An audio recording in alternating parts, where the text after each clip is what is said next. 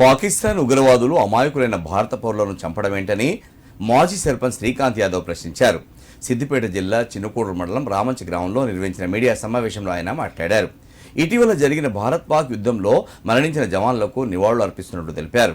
ప్రధాని మోదీ ఎంతో సాహసంతో భారత్-పాక్ యుద్ధాన్ని తిప్పికొట్టినట్లు తెలిపారు. ఇరు దేశాల మధ్య నెలకొన్న సమస్యలను శాంతి చర్చల ద్వారా పరిష్కరించాలని ప్రధానిని కోరుతున్నట్లు తెలిపారు. ఈ మధ్యలో యుద్ధం జరిగింది. యుద్ధానికి శాంతి చర్చలుగా మన ప్రధానమంత్రి మోడీ గారు ఎంతో సాహసంతో ఆ యుద్ధాన్ని తిప్పికొట్టడం జరిగింది. చనిపోయిన జవాన్లకు భారతదేశం తరఫున మన నివాళులు అర్పిస్తున్నాము. దీనికి శాంతి చర్చల ద్వారా ఈ ఇరు దేశాలు శాంతి చర్చల ద్వారా పరిష్కరించాలని ప్రధానమంత్రి గారిని కోరడం